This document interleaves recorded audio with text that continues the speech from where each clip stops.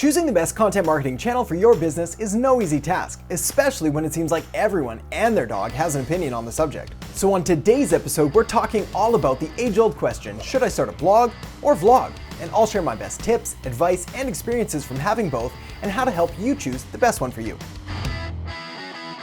Hey there, my name is Adam Erhart, Modern Marketing Strategist, and welcome to the Modern Marketing Show, where we help you make marketing that matters. So if you're interested in learning about the latest and greatest marketing strategies, tools, tips, tricks, and tactics that'll really help take your business and marketing to the next level, well, you may want to consider subscribing and hitting that little notification bell. Alright, so if you're trying to decide between having a blog or having a vlog, don't worry, you've got good company, and in fact, you're not alone, and I've been there myself. These are tricky waters to navigate, especially with such good advice on both sides of the blog versus vlog argument. So with all that said, let's dive into a few key areas to really help you make the right decision for you and your business and goals.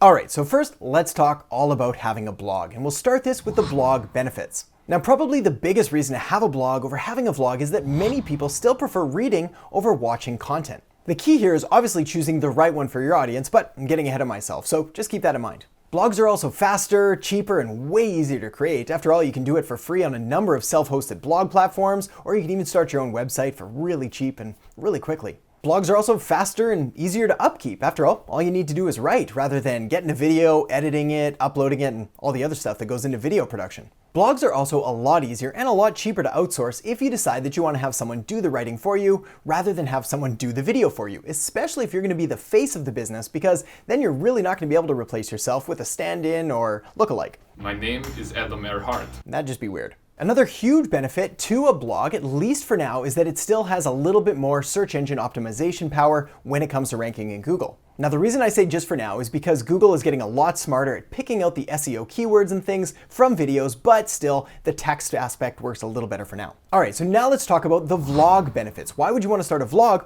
over a blog? Well, just like many people prefer reading content, some people prefer watching content, not surprisingly. Again, keep in mind your target market, but again, getting ahead of myself, so hang on just a second. Also, a vlog has a much higher barrier to entry. This means that it's going to separate you from the competition a lot quicker. After all, it takes a lot more time, a lot more money, and a lot more energy to produce a video than it does to produce a blog. Another benefit of the vlog over the blog is that it can be turned into a blog. Oh, I'm saying vlog and blog a lot here. So with the video, you can transcribe it and get the written text, you can carve it up and get audio for a podcast. You just have a lot more flexibility and creativity available. Another benefit of the vlog is that it captures attention a little bit longer because people are going to be more likely to watch through more of the video than they may necessarily be to read through an article. Again, depending on a whole bunch of different factors, but that's the general rule. And lastly, just like the blog has more SEO benefits on Google, well, the vlog is going to have more SEO benefits on YouTube, obviously. Alright, so now let's dive into a few more tips to help you make the right decision for you and your market, and that all starts with your market's preferences. The first thing you're going to want to do when you're trying to decide between that blog and between that vlog is do a little bit of market research and find out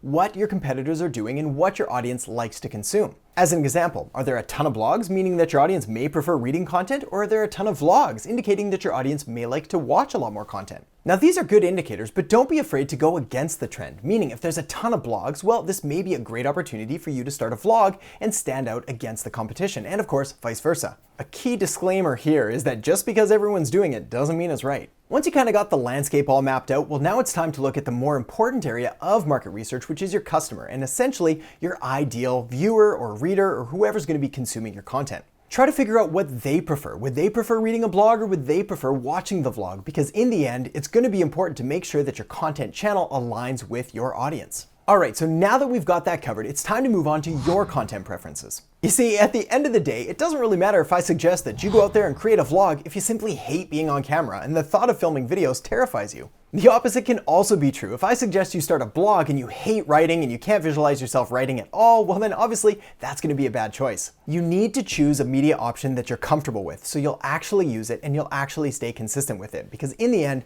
that's the most important point. So for this step, my advice is to simply go with the fun factor. Try to find out which one you're going to enjoy more, whether it's writing or recording videos, and then go from there. If you've never made either, well then don't be afraid to experiment. Maybe create 3 blog posts and 3 vlogs. See which one provided you more energy and was more fun and was better received by your audience. That'll give you a good indicator for where to go next. Alright, it's time to get fancy and talk about syndication and distribution. While blogs and vlogs both give you the opportunity and the ability to carve them up, chunk them out, and piece them out on different social media channels, the edge here goes to the vlog. This is simply because of all the reasons that we've already covered, meaning you can record that vlog and then have the audio transcribed and turned into text. You can also have the audio pieced out and turned into a podcast, which means that for one simple vlog, you've now got a blog, a podcast, and the vlog itself. 3 birds, 1 stone. Which is kind of a morbid saying if you think about it. So while the edge does go to the vlog in this case, don't be afraid if you still want to do a blog, because you can still use the script from the blog and use that maybe later for in the teleprompter to create a vlog, or you can read it out or kind of go off the notes and create a podcast from it. So again,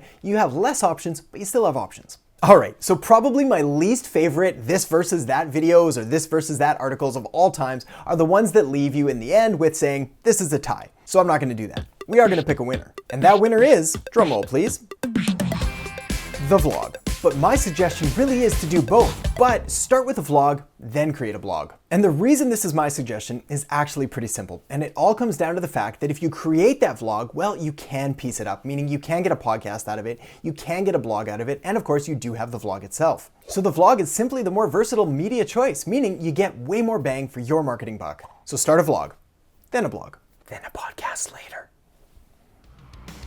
So thanks so much for watching. I hope you enjoyed the episode. If so, make sure to give it a thumbs up, subscribe to the channel, hit that little notification bell, say hello in the comments section below. Also, for more great marketing strategies, tools, tips, tricks, and tactics, make sure to head over to adamerhart.com, which is packed full of videos and resources and podcasts and articles and all sorts of things that will really help take your business and your marketing to the next level and way beyond that. So thanks so much for watching. I'll catch you next time on The Modern Marketing Show.